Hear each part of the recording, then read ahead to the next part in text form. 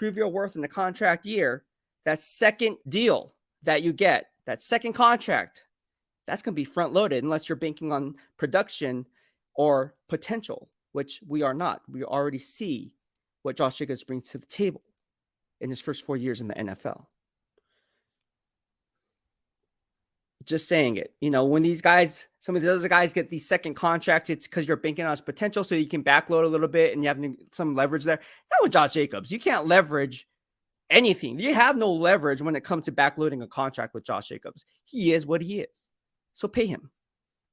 Pay the man, whether it be in Las Vegas or somewhere else. All right. So here we go. All right. So why was the move made? Just put up the ticker up. Why did the Las Vegas Raiders franchise tag Josh Jacobs? Well, like I said, probably because he wanted a front-loaded deal. What does that mean? Front-loaded deal as opposed to a back-ended deal means guaranteed money plus years on the contract. So if I'm going into it, my second contract, and I'm Josh Jacobs, hypothetically, and saying, hey, look, BEASTwriter will be putting out these numbers. Numbers don't lie. Either does film. I want to be paid at least top 5 money. 10.1 million APY is not top 5 running back money. I'm telling you right now, it's not. Let me tell you why. We're going to peel back layers of the onion to really get to the core, as we always like to say here in the DOB. All right. JJ banked on himself. Let's not forget, JJ banked on himself in 2022. The move paid huge dividends for him now in 2023. All right. First team All-Pro. The ball is now in Las Vegas Raiders court to go ahead and make a play. The valuation versus evaluation on signing a guy like Josh Jacobs, it's already there. Everything's there for you. Sign the Roll Tide Roll product. I'm in favor of it. I know some of you guys are, oh, no, we don't need to sign Josh Jacobs to a top 5 money contract deal. But hey, let me tell you something. Back in November when I took a poll with you guys on Twitter, 93.7% said he was worth top 10 money, if not top 5 money. So if I was to do it and run another poll on Twitter, I guarantee you guys would say the same exact thing. In fact, that number may be inflated because it's a scary thought when you think about life without Josh Jacobs, isn't it?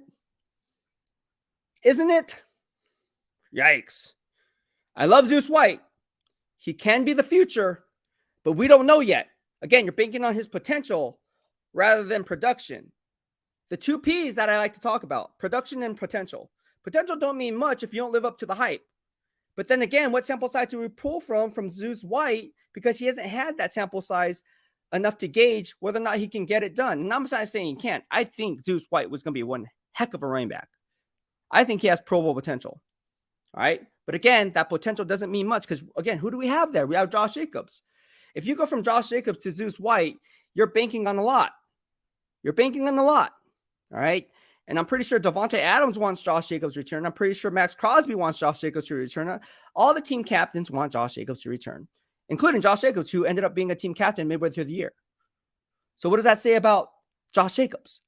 Resign Josh Jacobs. I know it's not a highly prized positional grade, if you will, because it's a running back and you can find running backs in later rounds and you can kind of squeeze them into the system. And so it's Josh Jacobs. They don't grow on trees. Let's not go and make the same mistake with the DeForest Buckner that GM John Lynch did. All right. He had a choice to make. John Lynch had a choice. And I said, once that trade was made, what I say in real time, that's going to be one of the worst decisions the San Francisco 49ers have ever made in their franchise's history. Oh, no, we got Javon Kinlaw. We got Eric Arm. I said, look, just calling it how I see it. How's it looking today? Life without DeForest Buckner is a scary thought. Wasn't so scary at the time, was it? Until I pointed it out and I said it was going to be scary. 3-4 years later, scary. Scary thought. But hey, do what you want, do what you will, not my money. I'm just pointing out some factual information and based on my valuation versus evaluation on Josh Jacobs. Look, he is a man among boys. All right. So I'm 90% confident a deal is going to get done. 90% confident rate is high for me. All right.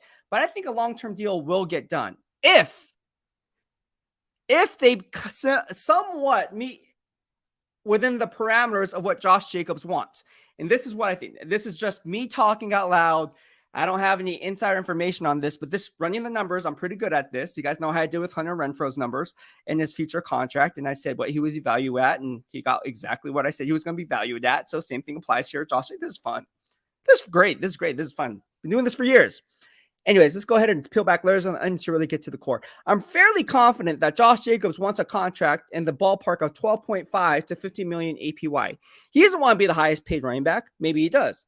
But if he was to be the highest paid running back, those bragging rights go to San Francisco 49ers running back Christian McCaffrey, all right, at 60 million APY. So if you look at it for what it really is, and if you're trying to say, okay, we can kind of meet in the middle, Josh Jacobs and GM Dave Ziegler, I think it's somewhere in the ballpark of 12.5 to 15 million APY, not 10.1 million APY that he's franchise tendered at. All right. Why do I say that? Well, look at the numbers. Grade the snap, not the box score. Who is making 12.5 or around that, 12.2 to 12.5 million APY? You look at guys like Roll Tide, Roll Product running back Derrick Henry. You look at guys like Dalvin Cook. You look at guys around the league, say Nick Chubb, the Georgia product, top 5 running back in my grading system, year in and year out. But then he also has Joel Bitonio blocking for him. He also has Wyatt Tiller blocking for him. He also has right tackle Jock Conklin blocking for him. I'm saying those are 3 all-pros. How many do the Raiders have? I'm not throwing shade at the Raiders. I love the Raiders offensive line. Great people. Some of them have potential to be Pro Bowl players like Dylan Parham, who I really, really like Colton Miller, of course.